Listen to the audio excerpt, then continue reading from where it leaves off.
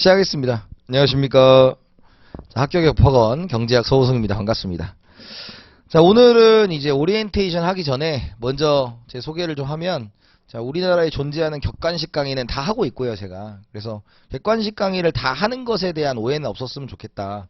경제학은 시험에 나오는 건 정해져 있고, 그 정해져 있는 포인트가 다 나오게 돼 있어요. 그래서 그런 부분들이 겹치는 부분을 공동으로 사용하기 때문에 좀 출제 포인트를 정확하게 좀 알고 있다, 이렇게 좀 말씀을 드릴 수가 있고요.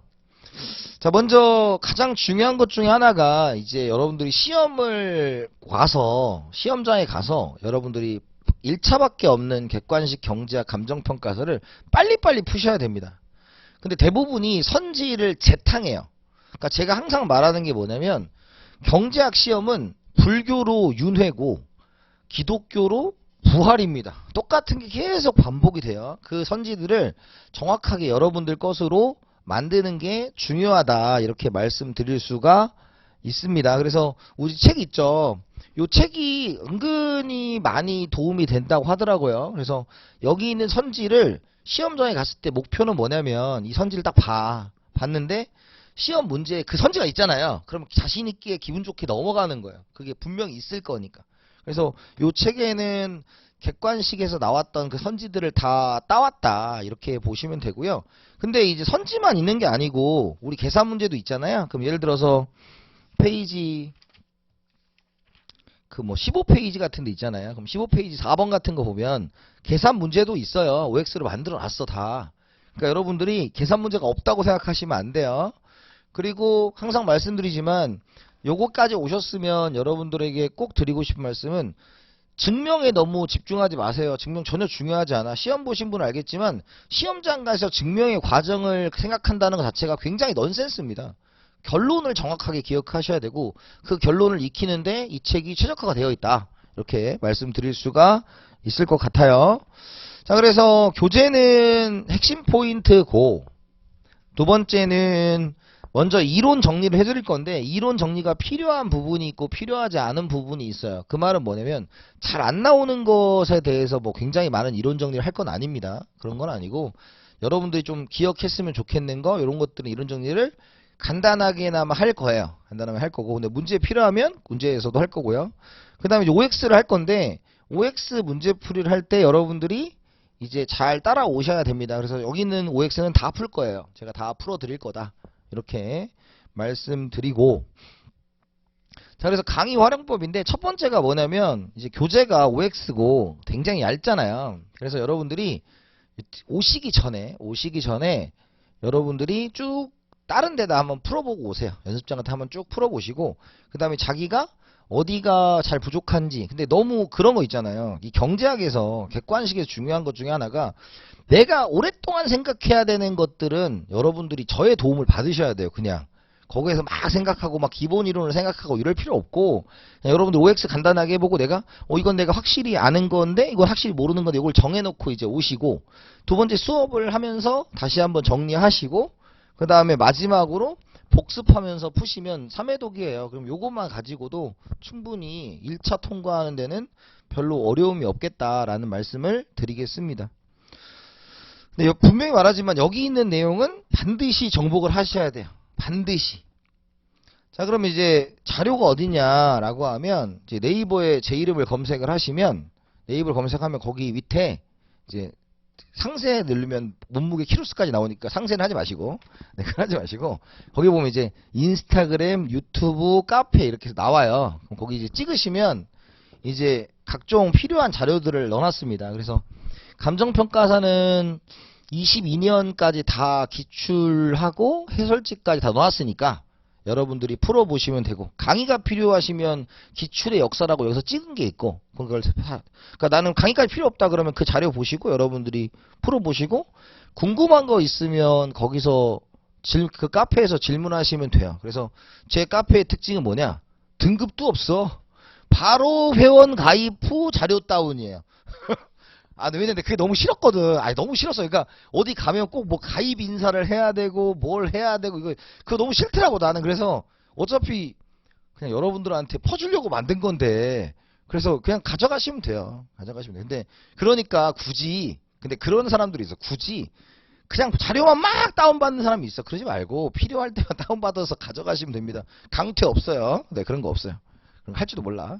그 다음에 거기에 이제 필기노트 있어요. 그래서 경제학 필기노트 있으니까 자기가 요약해서 보실 거 있으면 보시고, 그 다음에 특히 이제 그 모의고사에서 감정평가사 문제를 바로 푸시는 분들도 있어. 근데 감정평가사를 풀려면 기본적으로 7급 공무원 베이스가 좀 돼 있어야 돼요.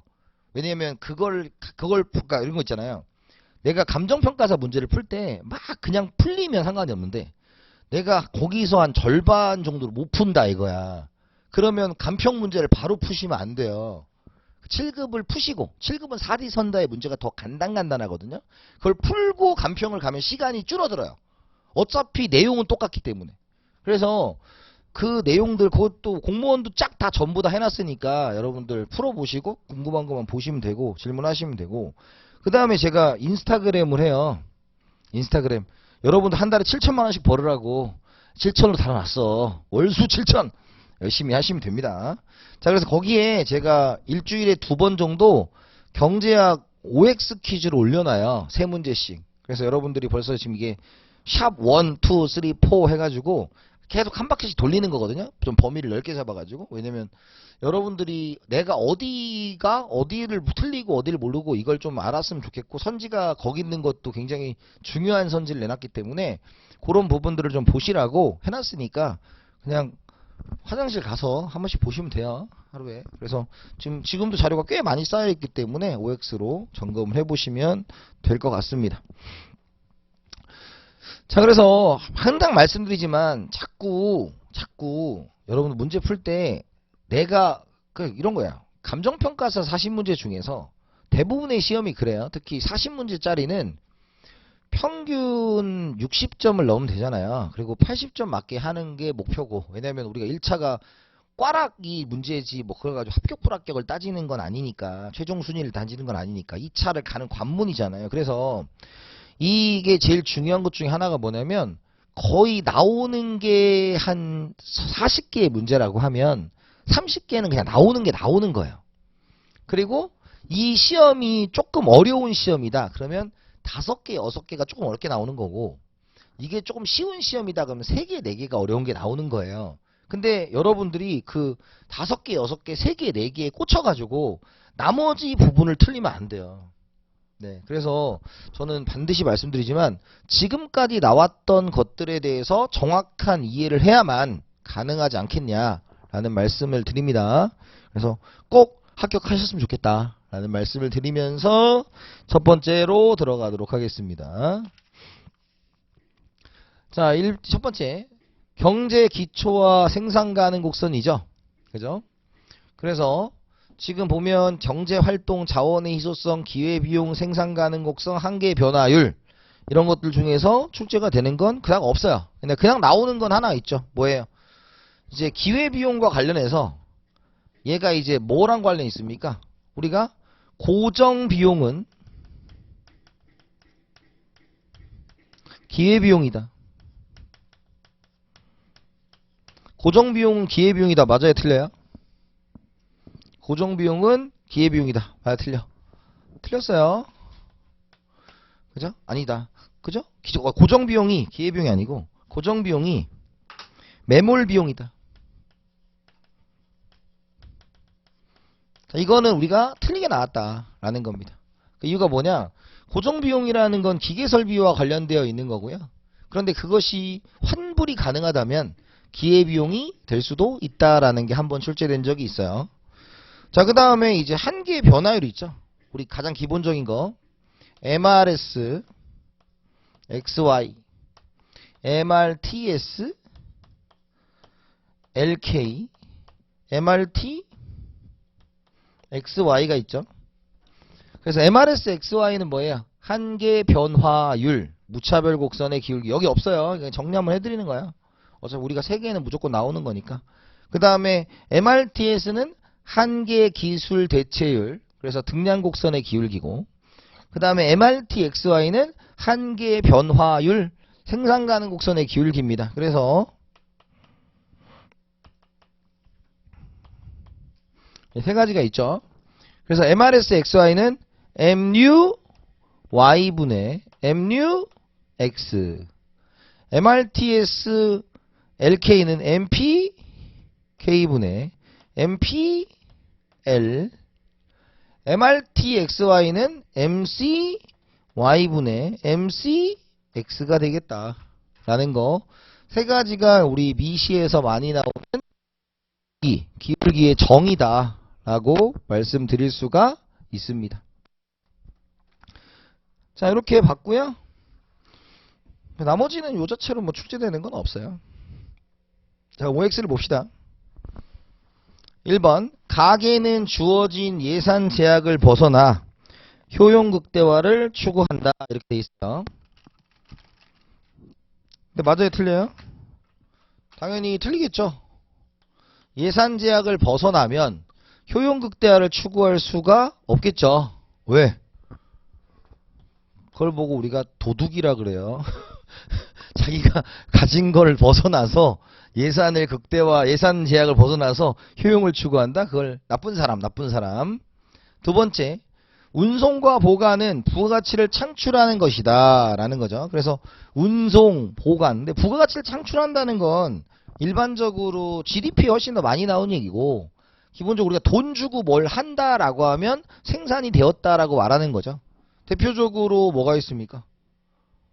택배 돈 주고 하잖아. 그런 것들. 그래서 얘는 맞다. 3번 식당에서 쌀을 구입하는 것은 소비에 해당한다 라는 거죠. 그래서 가정에서 쌀을 구입하는 거랑 식당에서 쌀을 구입하는 게 있겠죠. 가정에서 구입하면 뭐라는 거야? 내가 이걸로 밥을 해 먹으려는 거니까 소비가 됩니다. 식당에서 해 먹는 건 내가 이걸 가지고 음식을 팔아먹을 계획이죠. 그럼 얘가 중간 생산물이 되는 겁니다. 따라서 얘는 생산의 과정으로 본다라는 거예요. 그래서 들렸다. 4번 생산물 시장은 재화와 서비스를 거래하는 시장이다 라는 거죠. 그래서 생산물 시장은 재화와 서비스, 생산 요소 시장은 노동, 자본, 토지, 경영인데 우리 경제학에서는 노동, 자본만 주로 얘기하고 감정평가사는 지대까지는 얘기합니다. 왜? 우리가 땅 갖고 하는 거기 때문에. 그래서 맞고요. 다섯 번째 생산 요소 시장의 수요자는 가게, 공급자는 기업이다 라는 거죠. 그래서 우리가 생산물 시장이 있고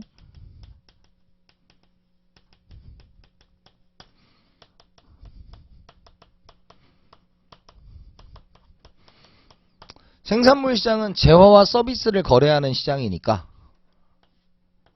수요가 있고 공급이 있고, 그럼 생산물 시장의 수요자는 뭐예요? 가게가 되겠고 기업이 되겠죠. 그 다음에 생산 요소 시장은 노동, 자본, 토지, 경영을 하는 거니까 얘는 기업이 되겠고 얘가 가게가 되겠죠. 그죠? 그래서 생산 요소 시장 문제도 우리가 잘 출제되는 거니까 뒤에 나오겠죠. 천천히 보시면 되고. 그래서 여기 지금 너무 스트레스 받지 마세요. 여기 시험 막 나오고 그런 거 아니야. 근데 처음부터 안 할 수는 없으니까 순서대로. 자, 그래서 생산 요소 시장의 수요자는 뭐가 돼요? 기업이 되겠죠. 들렸다. 6번 자원의 희소성은 욕구와 자원의 양 중 욕구가 많다는 절대량의 비교에 의해서 정해진다 그랬는데 지금 둘을 비교했잖아요. 그러니까 얘는 절대량이 아니라 상대량으로 표현해야 되겠죠. 상대량. 욕구와 자원량 중에서 뭐가 많은 거다? 욕구가 더 많은 상대량이다. 이렇게 보시는 겁니다. 자유재와 경제재의 구분은 시대와 장소에 따라서 달라질 수 있다라는 거죠. 그래서 자유재 희소성이 없고 경제재 희소성이 있는 거다라는 겁니다. 근데 과거에는 희소성이 없었으나 지금은 희소성이 있는 게 뭐다? 셰일가스 같은 거 옛날에는 못 썼죠. 근데 지금은 쓸 수 있고. 그 다음에 뭐 지금 바뀌는 거 많잖아요. 옛날에 물 같은 건 공짜였는데 지금 물은 돈 주고 사 먹어야 돼요. 이런 것들입니다. 달라질 수 있다. 5가 됩니다.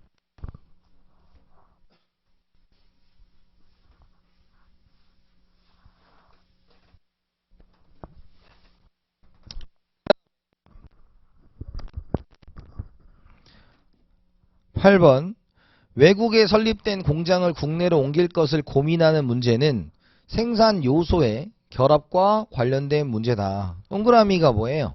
지금 국내로 옮기는 거죠. 그러면 중국에서 생산할 거냐 우리나라에 생산할 거냐 하잖아. 그럼 우리가 왓이 뭐였어요? 무엇을 얼만큼 생산할 것이냐, 생산물의 종류와 수량에 대한 얘기, 그 다음에 how, 생산 방식에 대한 얘기, 사람을 쓸 거냐 기계를 쓸 거냐라는 거죠. 그 다음에 for whom, 누구를 위해 생산할 거냐, 분배의 문제를 얘기할 수가 있는 것이죠. 자, 그러면 외국에 설립된 공장을 국내로 옮길 것은 사람 쓸 거냐 기계 쓸 거냐잖아요. 우리나라가 지금 다 어디로 가고 있어? 쪽이 어디? 인도로 가고 있죠. 왜? 지금 인도가 드디어 중국을 추월했습니다. 인구를 추월했어요. 그래서 오늘 본 것 중에 제일 재밌었던 게 뭐냐면 야구 인구와 크리켓 인구가 있대요. 근데 크리켓 인구가 야구보다 한 10배 많더만. 왠지 아세요? 인도. 무서운 인도. 그죠? 그래서 공장을 옮기는 것은 사람을 쓸 거냐 기계를 쓸 거냐의 문제이기 때문에 얘는 O가 되겠죠. 9번. 기업의 이윤을 주주에게 배당할 것인지, 기업의 이윤을 주주에게 배당할 것인지 아니면 직원들에게 성과급으로 지급할 것인지의 문제는 형평성이 중시되는 경제 문제다라는 겁니다. 그럼 이거 이제 뭐예요? 배당할 거냐 지원할 거냐 포흠이죠. 그래서 경제학의 문제에서는 효율성을 다 중시하는데 유일하게 공평성에 대한 얘기하는 것이 뭐다? 얘가 되겠죠. 그래서 형평성 똑같은 말이 공평성입니다.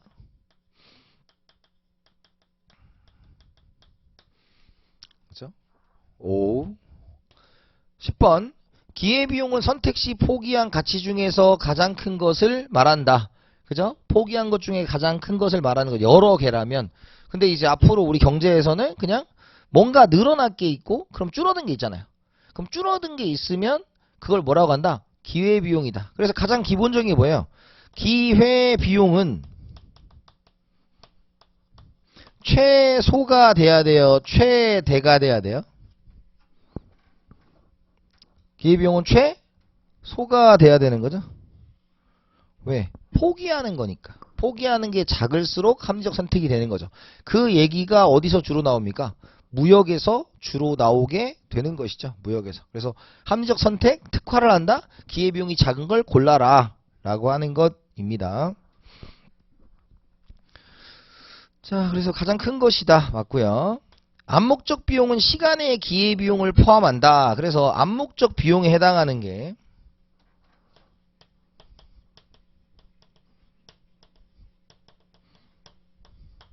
암묵적 비용이라는 것은 받을 수 있는 이죠. 그래서 뭐라는 단어를 써요? 귀속이라는 단어를 씁니다. 귀속. 그래서 시간, 내가 만약에 노동이다. 그럼 귀속 임금, 귀속 이자 이런 것들이죠. 근데 우리한테 귀속이란 단어는 다른 건 다 안 나오고 딱 한 번에 언급돼요. 언제? GDP 때 귀속 임대료라는 게 있습니다. 귀속 임대료. 귀속 임대료는 받을 수 있는 임대료죠. 그럼 귀속 임대료는 GDP에 포함이 됩니까? 안 됩니까? 찍어. 여러분, 고객님들 잘 생각해 보세요. 여러분 이렇게 대답하시고 틀리셔도 돼. 왜냐면 여러분들이 여기서 우리가 주의해야 될 건 여기서 틀리는 게 아니다. 시험장 가서 틀리면 안 되는 거지. 그죠? 귀속 임대료는 들어간다 안 들어간다? GDP에 들어가요. 네. 왜? GDP는 내가 내 건물에서 내 집에서 산다 이거지. 그런데 모든 집을 전세와 월세와 자가로 구분할 수 없기 때문에 그냥 건물이 있으면 귀속 임대료 받을 수 있는 거 GDP에 들어간다. 그때 이제 귀속이라는 단어를 쓰는 겁니다. 귀속 임대료는 GDP에 포함된다는 거 참고하시면 좋을 것 같습니다. 나중에 또 할 거예요. 엄청 잘 나오는 겁니다. 이런 건. 그러니까 여러분 제 이 강의의 목표는 딱 하나예요. 시험장에 갔어. 가는데 호성이 목소리가 들리는 겁니다. 맞아, 귀속이 힘들어. 이렇게 들려야 돼. 그럼 되는 거예요. 네. 들리실 거예요. 들리실 거예요. 제 목소리가 또 하하 목소리랑 비슷하기 때문에. 네. 자, 그 다음에 11번 됐고요. 합리적 선택 시 매몰 비용을 고려하면 안 된다. 매몰 비용을 고려하면 돼요, 안 돼요? 안 되겠죠. 왜냐면 매몰 비용은 회수가 가능하다, 불가능하다? 불가능하다. 그럼 우리가 경제학을 할 때 무엇을 한다? 미분을 하는 이유가 있는 거예요. 미분을 왜 합니까? 원인을 추가적으로 증가시켰을 때 결과가 얼만큼 추가적으로 늘어나느냐를 따지는 거잖아. 그러니까 지금 매몰 비용을 고려해야 된다, 안 한다? 안 한다 이거야. 그래서 맞는 거죠, 맞는 거. 13번 암묵적 비용이 명시적 비용보다 클 수 있다 라는 겁니다. 대표적으로 여러분 암묵적 비용이 명시적 비용보다 큰 게 뭐예요? 전세야, 전세. 전세는 보증금이 있죠. 보증금은 명시적 비용이 아니에요. 명시적 비용이 아니야. 아니야. 왜? 돌려받거든. 명시적 비용은 써버리는 거죠. 내가 영화비를 쓰듯이 써버리는 거죠. 근데 우리가 보증금 돌려받으니까 전세라는 제도에서는 명시적 비용이 존재하지 않지만 그 돈을 내가 만약에 가지고 있는 돈으로 전세 보증금을 줬다면 내가 받을 수 있던 이자가 있잖아요. 그걸 포기하는 거죠. 그러니까 당연히 클 수 있는 거죠. 왜? 그건 명시적 비용이 아예 없으니까.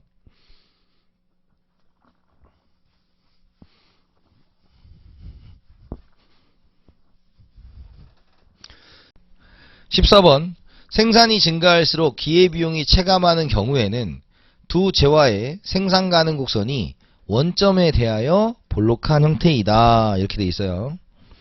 원점에 대하여 볼록하다는 것은 뭐냐면 X0, Y가 있으면 생산 가능 곡선이 이렇게 있는 거죠. 그런데 MRT XY는 X제를 증가시켰을 때 줄여야 되는 Y제의 수가 되기 때문에 얘가 이제 뭐가 됩니까? X제 생산의 기회비용이 됩니다. 그런데 기울기를 볼 때는 중요한 게 뭐였냐면 부호는 중요하지 않다 그랬어요. 부호는 그냥 방향성을 나타내주는 것에 불과하다. 그러니까 부호가 포인트가 아니라 뭐가 포인트예요? 기울기만 보시면 되는 거예요. 그래서 원점에 대해서 볼록하다는 것은 지금 접선에 대한 기울기가 점점점 뭐하고 있다?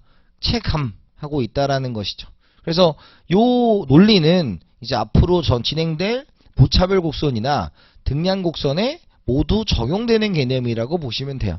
그래서 접선의 기울기가 지금 체감이다 라는 거니까 맞는 거죠. 15번 모든 매몰 비용, 모든 고정 비용은 매몰 비용이다. 맞아요, 틀려요? 틀렸다. 요거 하나야 내가 보기 여기 쓸만한 거. 네. 뭐 나머지는 아주 기본적이고 이 자체가 단독적으로 출제되긴 쉽지 않아요. 다만 이제 여러분들이 생산물 시장과 생산주 시장의 수요자 공급자가 누구고 뭐 이런 것들을 좀 체크해봐라. 뭐 이런 겁니다. 16번 동일한 수입이 기대되는 경우 기회비용이 가장 작은 대안을 선택하는 것이 바람직하다라는 것이죠. 그래서 동일한 수입은 플러스는 똑같다. 그러면 비용이 커야 돼요, 작아야 돼요? 작아야 되겠죠. 그 얘기를 하고 있는 겁니다. 그래서 맞는 얘기가 되겠고요. 자, 17번이에요.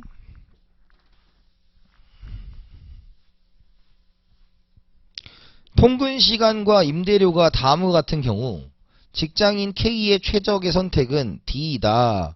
단 K의 통근 1시간당 기회비용은 1만원이다. 이렇게 돼 있어요. 먼저 월별 임대료라는 것은 내가 내는 거죠. 그래서 얘는 뭐가 된다? 명시적 비용이 되겠고, 월별 통근 시간은 내가 이 시간에 일을 했다면으로 가는 거니까 얘는 암묵적 비용이 되겠죠. 근데 명시, 묵시, 라임 따지면 묵시로 하셔도 돼요. 근데 항상 명심하세요. 우리가 보는 시험 무슨 시험이에요? 객관식이야. 객관식은 너무 이렇게 단어에 목숨 걸 필요 없어요. 네. 그리고 특히 우리 경제학은 또 그런 회계학이나 법적 문제랑 달라서 행간을 읽거나 조사를 바꾸는 문제는 거의 없어요. 그냥 아냐 모르냐의 문제이기 때문에 그런 쪽으로 공부를 하시면 공부 방향이 좀 잘못된 겁니다. 자, 그러면 둘 더하면 뭐예요? 기회비용이니까 160, 150, 145, 150이니까 기회비용은 최소화가 되어야 되겠죠. 그러면 얘가 이제 145가 된다라는 것입니다. 그래서 D가 아니라 C다라는 것입니다. 18번 사회주의 체제는 보이는 손을 중시한다 라고 했어요. 그러니까 보이는 손, 보이지 않는 손. 그래서 보이지 않는 손은 시장, 보이는 손은 정부의 계획이죠. 그러니까 사회주의는 보이는 손을 중시한다. 그래서 여러분들 시험 문제는 보이지 않는 손을 중시한다는 게 2021년 감정평가사 문제 애덤 스미스 후생경제학의 일정이다. 이게 나온 적이 있어요. 네, 이건 뒤에 가서 합니다. 19번 신자유주의는 정부 개입의 축소와 시장의 자율성을 확대를 주장한다 라는 거죠. 그래서 신자유주의는 민영화를 민영화를 추구한다. 아 그렇지. 한글이 안되네. 추구한다. 자, 그 다음에 생산 가능 곡선 위의 점은 모두 효율적인 생산이다. 그래서 우리 뒤에 가서 파레토 효율성 했을 때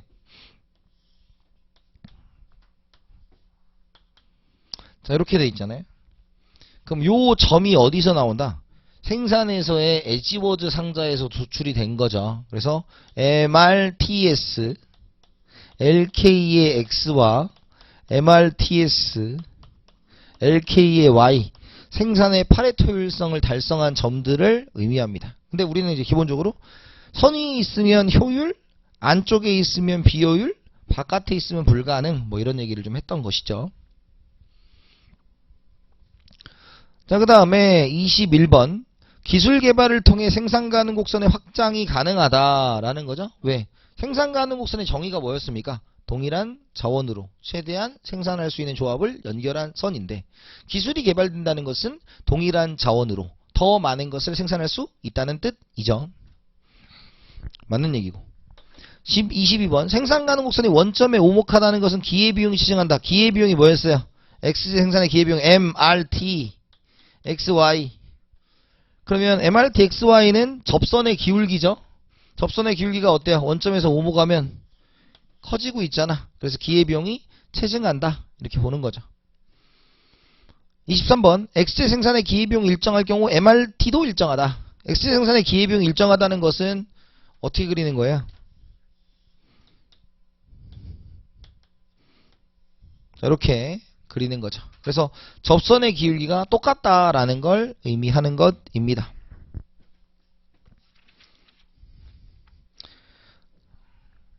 자, 24번 원점에 대하여 오목한 형태의 생산 가능 곡선에서 생산점이 생산 가능 곡선 상에서 우하방으로 이동하면 자 이게 무슨 뜻이에요? 이 점에서 이 점으로 이동하면 이런 뜻이죠. 그죠? 그럼 X제 생산의 기회비용은 상대적으로 Y제 생산의 기회비용은 낮아진다 그랬어요. 자, 그럼 이 점에서 이 점으로 간 거지. 이렇게 생각하면 됩니다. 자, 보세요. 자, X0, Y에서 너무 어렵게 할 거 없고 그러니까 여러분들한테 항상 말씀드리고 싶은 게 우리 경제학 할 때 하면 안 되는 게 뭐예요? 1. 약자가 뭔 뜻인지는 알아도 되지만 스펠링 외우는 건 바보 같은 짓이다. 정말 바보 같은 짓이에요. 왜? 우리가 보는 시험이 뭐니까 객관식. 그리고 두 번째는 자꾸 증명에 이제 여기까지 왔는데 증명은 제가 필요한 걸 해드릴 거예요. 근데 증명에 목숨 걸지 마세요. 그러니까 우리가 직관적으로 문장을 이해하는 거. 여러분 참고로 저는 항상 말하지만 경제학의 말문제와 계산문제에서 최근 경향은 말문제가 많아지고 있는 거예요. 근데 말문제가 많아진다고 해봐야 20개는 말문제, 20개는 계산문제를 베이스로 두고 거기에서 이제 10개가 플러스 마이너스가 되느냐야. 10개가 좀 들어가네 안 들어가니까. 그러면 결론적으로 말했을 때 이거죠. 자, 요게 생산 가능 곡선이라면 주어진 자원으로 최대한 생산할 수 있는 조합을 연결한 선이니까 10x는 5y가 되는 거죠. 그러면 x는 2분의 1y고 y는 2x잖아. 그러면 요거의 기울기는 뭐예요? 10분의 5가 기울기죠. 그럼 요 기울기가 뭐가 되는 겁니까? MRT xy가 되는 거잖아. 근데 그게 뭐예요? 기울기가 2분의 1이니까 얘지. 그럼 기울기는 X의 생산에 기회비용이 된다라는 거죠. 그죠? 그럼 이걸 뒤집으면 뭐예요? YJ 생산의 기회비용이 되는 거지. 그럼 결론적으로 했을 때 지금 우리가 A점에서 B점으로 왔다는 것은 기울기가 급해졌죠. 기울기가 급해졌다. MRT가 체증하였다. X제 생산의 기회비용은 커졌다. 반대로 그거 역수니까 YJ 생산의 기회비용은 작아졌다. 이렇게 보는 거죠. 됐습니까? 자, 그래서 낮아진다. 맞아 틀려? 맞습니다. 자, 그 다음에 25. 생산 가능 곡선이 원점에 대해서 볼록하면 이는 재화 생산의 기회비용이 체감함을 의미한다. 아까 나왔던 거죠. 그래서 원점에 대해서 이렇게 볼록하면 기울기가 더 작아지니까 체감한다. 생산에 있어서 규모의 경제가 발생하면 생산 가능 곡선은 원점에 대해서 볼록한 형태다라는 거예요. 자, 그러면 우리가 규모의 경제가 발생한다는 것은 엄밀히 말해서 평균 비용이 줄어든다는 얘기죠. 그러면 전보다 기회비용은 늘어날까요? 줄어들까요? 줄어들겠죠. 그럼 줄어드니까 접선의 기울기, X 생산의 기회비용은 작아져야 될 거야. 그러면 작아지면 어때요? 볼록한 형태가 나오겠죠. 저 기울기가 이렇게 되면 X 생산의 기회비용이 작아지니까 볼록한 형태다. 자, 27번. 생산 가능 곡선이 원점에 대해서 오목한 것은 생산의 전문화에 따른 이득이 발생하기 때문이다. 그러면 26번하고 27번이 부딪히는 거지. 생산에 따른 전문화의 이득이 발생한다는 것은 기회비용이 늘어야 돼요? 줄어야 돼요? 줄어야 되겠죠? 줄어든다는 얘기는 원점에 대해서 오목하다는 거야? 볼록하다는 거야? 볼록하다는 얘기죠. 이해돼요? 그러니까 여러분 지금 여기서부터 이제 좀 말을 많이 꽉잖아. 그러니까 뭐냐면 원칙을 기억해야 돼. 요렇게 생산 가능 곡선이 있다. 그러면 접선의 기울기가 X제 생산의 기회비용이니까 기본적인 원칙은 원점에 대해서 오목하면 기회비용이 체증한다. 원점에 대해서 볼록하면 기회비용이 체감한다. 직선이면 기회비용이 똑같다라는 거죠. 그런데 기회비용이 줄어든다는 건 결국 생산에 있어서 뭔가 이득이 발생한다 라는 거죠. 그걸 이제 표현하는 방식이 규모의 경제라는 방법으로 표현을 했던 거고, 그 다음에 여기는 지금 전문하면 기회비용이 뭐야 돼? 줄어들어야 한다라는 거죠. 그래서 뭐가 된다? 틀렸다라는 것이죠. 27번. 28번. 소비자들의 선호의 변화는 생산 가능 곡선의 기울기의 변화 요인이다 라는 겁니다. 그죠? 그러면 그래요 안 그래요? 선호의 변화입니다. 자, 근데 선호는 뭐와 관련이 있어요? 소비와 관련이 되어 있죠. 그런데 기울기는 뭐랑 관련이 있어요? 생산과 관련이 있죠. 서로 매칭이 되는 부분이 전혀 아닙니다. 전혀 아니에요. 그죠? 그렇게 보시면 되고요. 그 다음에 29번. 기회비용이 일정하다면 생산 가능 곡선은 우하향하는 직선이므로 한계의 변화율이 일정하다라고 되어 있어요. 그러면 우하향하는 직선이래요. 그러면 한계 변화 일정해야 돼, 안 해야 돼? 해야죠. 그죠? 30번. 종합지수, 물가상승률, 경제성장률은 모두 유량지수다 라는 겁니다. 자, 그래서 유량과 저량이 나오죠. 유량은 뭐예요? 기간을 잰 거다. 그죠? 그 다음에 저량은 시점을 잰 거다. 시점을 잰 거다 라는 것입니다. 그래서 유량과 저량을 가지고 얘기를 하는데 가끔 내요. 그래서 저량에 나오는 게 딱 두 가지 정도를 물어봅니다. 통화량과 국부. 딱 두 가지만 물어봐요. 그 정도를 체크해 두시면 될 것 같습니다. 자, 이렇게 됐고요. 그래서 여러분들이 이제 첫 번째 이 토픽 1에서 기억해야 될 내용이 뭘까요? 딱히 없어요. 아니, 저는 그런 거 좋아해. 여기까지 왔잖아. 다 중요하지 않아. 저는 그런 말 하는 사람 별로 안 좋아해요. 뭐냐, 내가 다 한 번쯤 얘기해 줬으니까 시험에 다 나왔다. 에이, 그건 그렇게 따지면 뭐 다 노스트라다무스지 뭘. 그건 아니고 여기서는 딱 두 가지입니다. 첫 번째가 아까 얘기했죠. 그 몇 번이었어? 15번이었나? 모든 고정비용은 매몰비용이다 라고 했잖아요. 그거 문장 하나 하고, 두 번째 이제 앞으로 우리가 사용하게 될 아까 처음에 얘기했지만 한계 변화율, 한계 대체율, 한계 기수 대체율이 접선의 기울기가 도대체 뭘 얘기하느냐를 가지고 했는데 이쪽에선 첫 번째 얘기하는 게 뭐와 관련된 생산 가능 곡선과 관련된 이야기를 했죠. 그래서 원점에 대해서 오목하고 볼록하고 이런 것들에 대한 뜻을 좀 이해하시면 된다. 그 두 가지 정도고 단독으로 출제되는 것도 없어요. 여기는. 자, 그러면 이제 토픽 2번으로 가봅시다.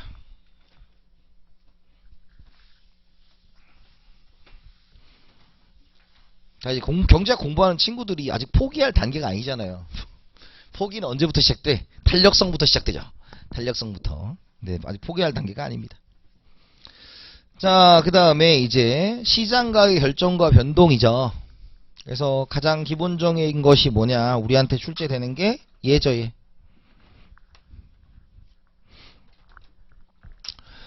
자, 우리가 뭐에 대한 얘기를 해야 돼요? 이제 계산 문제를 풀어야 돼. 그럼 우리가 P로 더할 거냐, Q로 더할 거냐, P로 미분할 거냐, Q로 미분할 거냐를 정하고 들어가야 됩니다. 그런데 지금 얘는 어때요? 지금 개별 수요량이 있을 거 아니에요. 개별 수요량. 그죠? 그럼 얘가 이제 시장 수요량이 되려면 Q를 더해야 된다는 거죠. 그럼 예를 들어서 P는 100Q다 있어. 그죠? 그럼 이런 애가 100개의 기업이 있다. 그러면 시장 수요량은 어떻게 돼요? 자, P는 10,000Q다. 맞아, 틀려?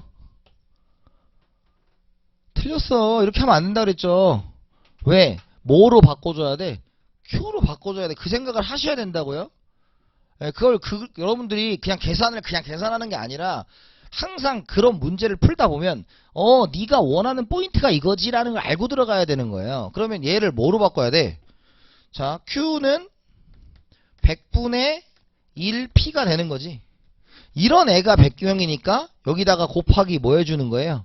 100을 해주는 거예요. 그래서 Q는 뭐가 되는 거예요? P가 되는 거죠. 이걸 이해하셔야 돼요. 그래서 요 부분에 있어서 이걸 가지고 장난질을 막 치기 시작하는 게 어디냐? 어디까지? 탄력성까지예요. 그래서 개별 수요, 시장 수요 이런 게 나오면 Q로 더한다라는 생각을 하고 들어가셔야 한다.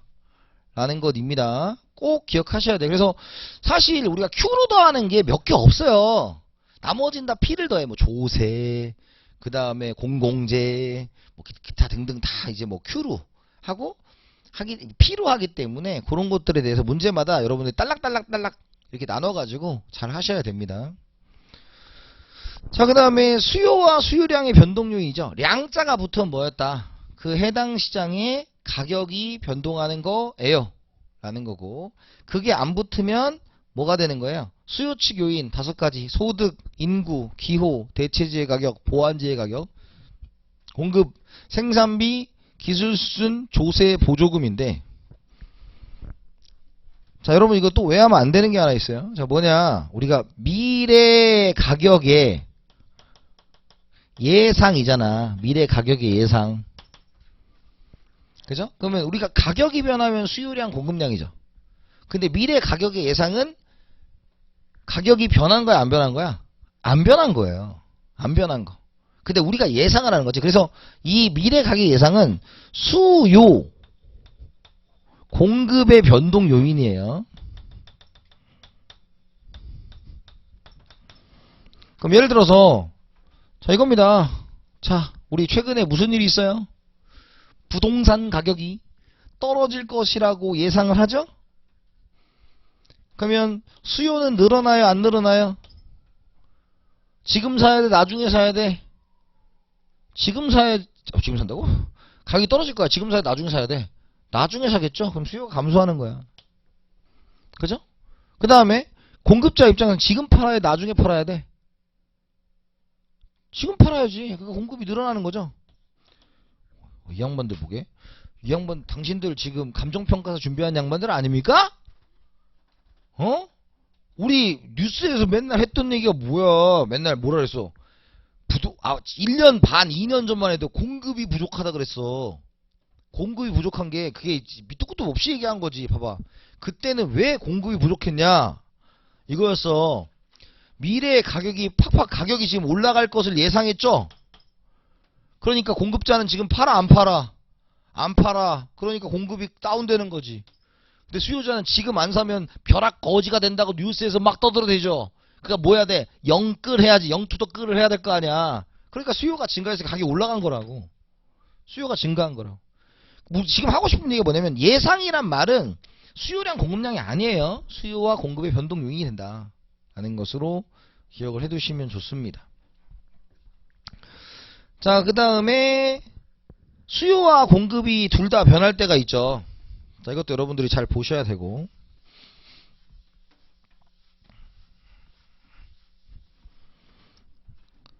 자, 수요와 공급이 둘 다 변하면 가격과 거래량이 어떻게 되느냐.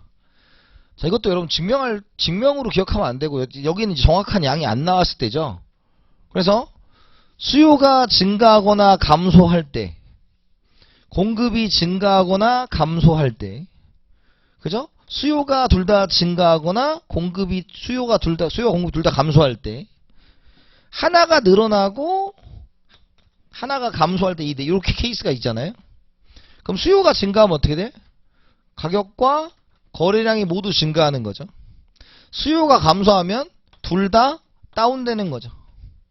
공급이 증가하면 가격은 떨어지고 거래량은 증가하는 거죠. 공급이 감소하면 가격은 올라가고 거래량은 떨어지는 거죠. 자, 여기까지는 알잖아. 자, 여기까지는 문제가 없어요. 자, 그죠? 그럼 이제 방향이 같은 경우 여기는 뭐야? 정확한 양이 나와 있지 않을 때죠. 정확한 양이 나와 있으면 우리는 배웠어요. 증가하면 어디 쪽? 오른쪽. 감소면 왼쪽이니까. 그러면 방향이 같으면 얘가 따라가요. 그죠? 그 다음에 방향이 다르면 수요와 가격의 방향이 같이 따라가요.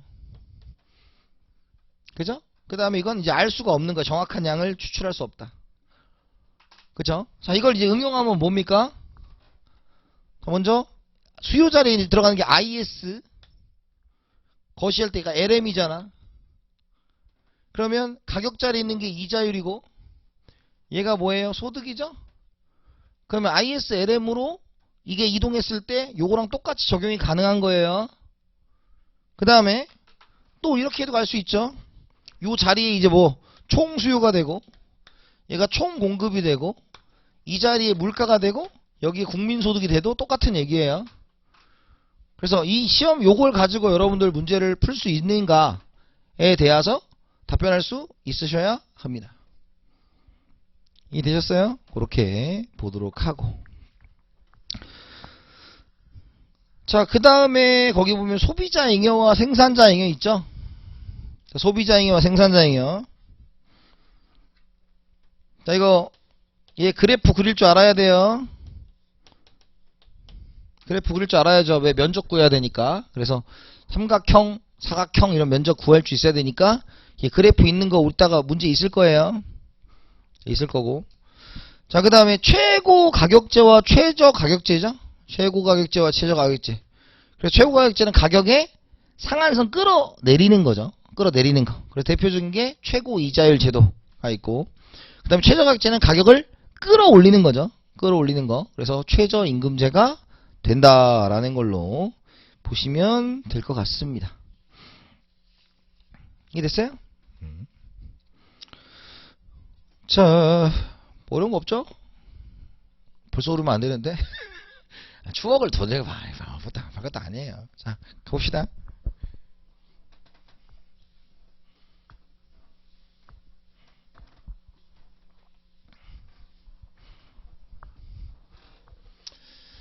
자, 우리가 4번까지만 하고 쉴게요. 잠깐.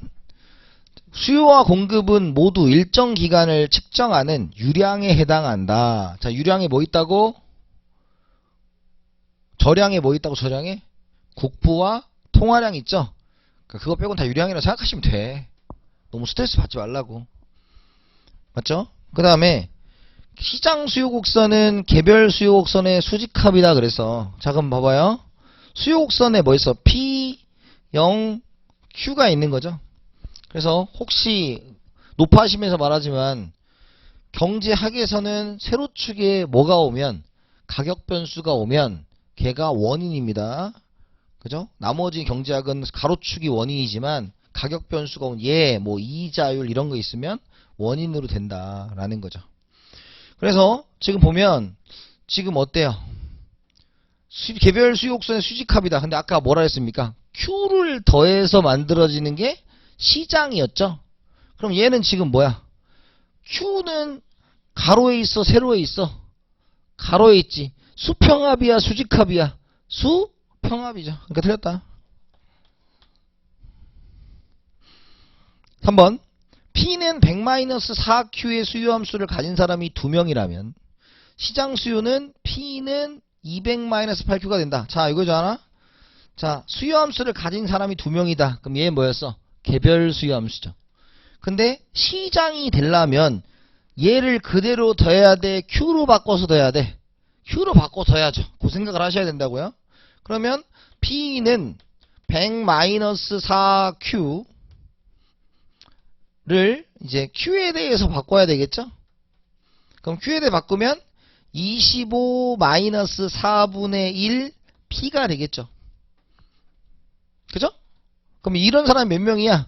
2명이니까 여기다가 이제 뭐 해야 돼?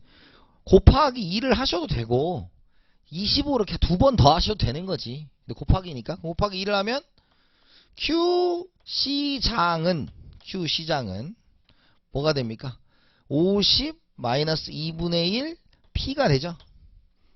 그럼 P의 형태로 바꾸면 다시 P는 100-2Q가 되더라. 그래서 명심하세요. 이쪽 수요 쪽에서는 항상 개별 수요와 시장 수요인데 여러분 경제학을 어렵게 느끼는 분들의 특징이 뭐냐? 그냥 이거를 언제는 Q로 나오고 언제는 P로 나올 거 아니야. 그냥 더해버릇해서 그래. 아무 생각 없이 그냥 더하는 거야.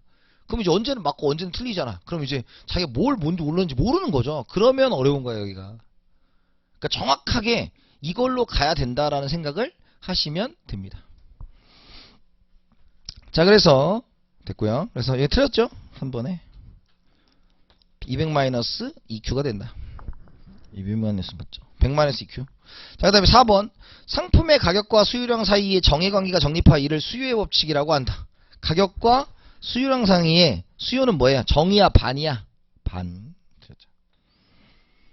그죠? 그래서 이제 여러분들이 수요 쪽에서 나올 수 있는 얘기는 이런 얘기인데, 뭐, 본래 제가 한 50분에서 1시간 정도 하고 한 10분 쉬거든요. 근데 아까 또 불의의 일이 있었기 때문에 이 정도 하고 잠깐 쉬고요. 나머지는 잠깐 쉬었다가 또 연결해서 하겠습니다. 쉬었다 하겠습니다.